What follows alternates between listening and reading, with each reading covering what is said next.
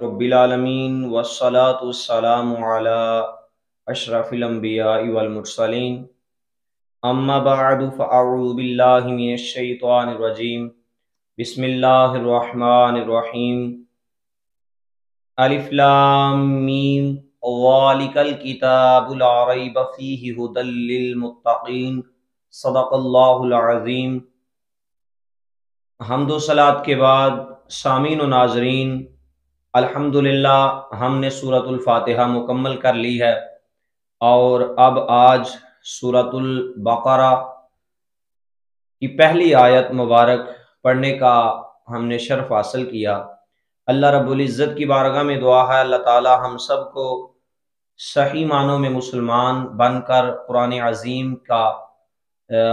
अज़ीम समझने का फ़हम अता फरमाए। अल्लाह ताला ने कुरान मजीद के अंदर इरशाद फरमाया कि ज़ालिकल किताबु ला रैब फ़ीहि हुदल लिल मुत्तक़ीन, वो बुलंद रुतबा किताब जिसमें किसी शक की गुंजाइश नहीं, इसमें डरने वालों के लिए हदायत है। नाजरीन, कुरान पाक में 29 सूरतों के शुरू में इस तरह के हरूफ हैं, इन्हें हरूफ मुक़त्तिआत कहते हैं। इनके बारे में सबसे कवी कौल ये है कि ये हरूफ अल्लाह ताला के राज हैं और मुतशाबहात में से हैं। इनकी मुराद अल्लाह ताला जानता है और हम इनके हक होने पर ईमान लाते हैं। हरूफ मुक़त्तिआत का इल्म अल्लाह के अलावा किसी और को हासिल है या नहीं? यहाँ ये बात भी याद रखिएगा कि अल्लाह ताला ने अपने हबीब सल्लल्लाहु अलैहि वसल्लम को भी हरूफ मुक़त्तिआत का इल्म अता फरमाया है, जैसा कि सैयदी आला हजरत इमाम अहमद रज़ा खान फाज़िल बरेलवी रहमतुल्लाहि ताला अलैह फरमाते हैं। और एक कौल ये है कि ये एक राज है जैसे जिसे अल्लाह ताला ने अपने इल्म के साथ मखसूस फरमाया। तकरीबन ऐसी ही रवायात खुलाफा व अरबा और दीगर सहाबाए किराम रदी अल्लाह ताला अन्हुम से भी मनकूल हैं और मुमकिन है कि सहाबाए किराम रदी अल्लाह ताला अन्हुम ने ये मुराद लिया हो कि ये हरूफ अल्लाह और उसके रसूल सल्लल्लाहु अलैहि वसल्लम के दरमियान राज़ो नियाज हैं और ये ऐसे इसरार और रमूज हैं जिन्हें दूसरे को समझाना मकसूद नहीं। अगर ये राज हजूर अक़दस सल्लल्लाहु अलैहि वसल्लम को मालूम ना हो तो फिर गैर मुफीद कलाम से खिताब करना लाजिम आएगा। इसलिए मेरे भाइयों, लारे बफी कोई शक नहीं, इस आयत के इस हिस्से में कुरान मजीद का एक वस्फ बयान किया गया। ये एक ऐसी बुलंद और शान अजमत वाली शरफ वाली किताब है जिसमें किसी तरह के शक व शोबा की कोई गुंजाइश नहीं, क्योंकि शक उस चीज में होता है जिसकी हकानियत पर कोई दलील ना हो, जबकि कुरान पाक अपनी हकानियत की ऐसी वाज़ेह और दलीलें मजबूत दलीलें रखता है जो हर साहिब इंसाफ और अक्लमंद इंसान को इस बात का यकीन करने पर मजबूर कर देती हैं कि ये किताब हक है और अल्लाह ताला की तरफ से नाजिल है। तो जैसे किसी अंधे के इनकार से सूरज का वजूद मशकूक नहीं होता, ऐसे ही किसी बेअकल मुखालिफ के शक करने से, इनकार करने से ये किताब मशकूक नहीं होती। हुदल लिल मुत्तकीन, डरने वालों के लिए हदायत है। आयत के इस हिस्से में कुरान मजीद का एक और वस्फ बयान किया गया कि यह किताब उन तमाम लोगों को हक की तरफ हदायत देती है जो अल्लाह ताला से डरते हैं, और जो लोग नहीं डरते इन्हें कुरान पाक से हदायत हासिल नहीं होती। और यह भी याद रखिए कि कुरान पाक की हदायत और रहनुमाई अगरचे मोमिन और काफिर दोनों के लिए, हर शख्स के लिए यह आम है, जैसा कि सूरह बकरा की आयत नंबर 185 में अल्लाह ताला ने इरशाद फरमाया हुदल लिन्नास, यानी कुरान मजीद तमाम लोगों के लिए हदायत है। लेकिन चूंकि कुरान मजीद से हकीकी नफा सिर्फ मुत्तकी लोग ही हासिल करते हैं, जो मुत्तकीन हैं वही हासिल कर सकते हैं, इसलिए यहाँ हुदल लिल मुत्तकीन यानी मुत्तकीन लोगों के लिए हदायत फरमाई गई।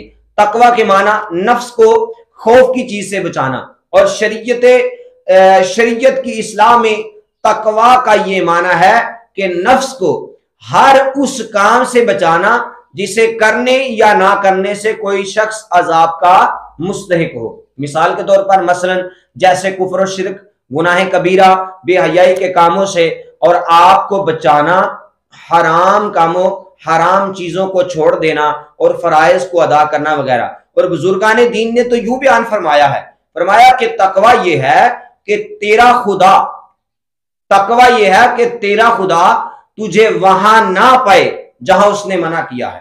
تقوی کے بہت زیادہ فضائل بیان کیے گئے ہیں، چنانچہ احادیث میں بہت زیادہ فضائل ہیں۔ قرآن مجید میں اللہ تعالیٰ نے ارشاد فرمایا یا ایھا الذین آمنوا اتقوا اللہ حق تقاتہ ولا تموتن الا وانتم مسلمون، سورہ آل عمران ہے۔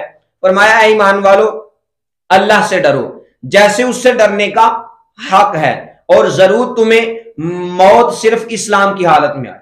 یہ ڈرنے کے بتایا گیا، ڈرتا وہ یہ متقین جو لوگ ہیں وہ اللہ سے ڈرتے ہیں، ہدایت وہی پاتے ہیں۔ اور ایک مقام پہ فرمایا سورۃ الاحزاب میں یا ایھا الذین آمنوا اتقوا اللہ وقولوا قولا سدیدا یصلح لکم اعمالکم یغفر لکم ذنوبکم ومن یطع اللہ ورسولہ فقد فاز فوزا عظیما۔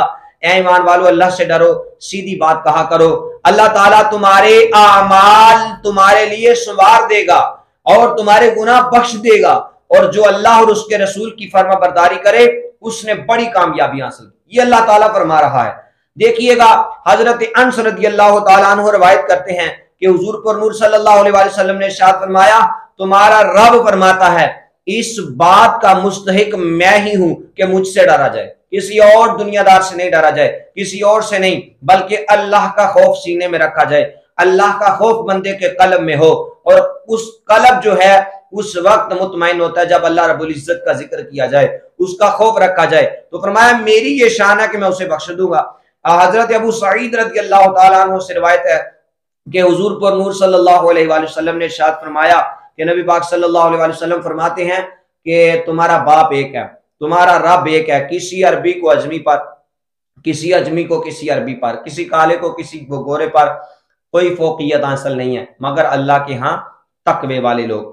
تقوی کے مراتب، علماء نے تقوی کے مختلف مراتب بیان فرمائے ہیں، جیسا کہ عام لوگوں کا تقوی ایمان و کفر سے، ایمان لا کر کفر سے بچنا، اور درمیانے لوگوں کا تقوی احکامات کی پیروی کرنا اور ممنوعات سے رکنا، اور خاص لوگوں کا تقوی ہر ایسی چیز کو چھوڑ دینا جو اللہ تعالیٰ سے غافل کرے۔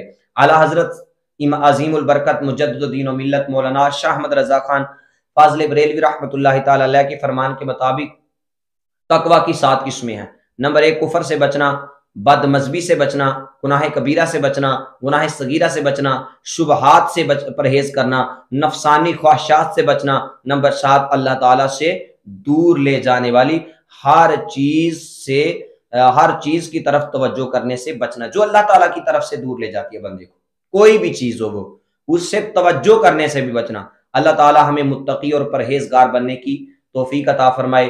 یہ قرآن کریم کی سورۃ البقرہ کی پہلی آیت مقدسہ تھی جس کے بارے میں ہم نے کچھ سیکھا۔ اللہ رب العزت کی بارگاہ میں دعا ہے اللہ ہمیں سمجھنے کا فہم عطا فرمائے، اور اللہ رب العزت کی ذات ہم سب کو سمجھ کر اس پر عمل کرنے کی بھی توفیق عطا فرمائے۔ وآخر دعوانا ان الحمد للہ رب العالمین۔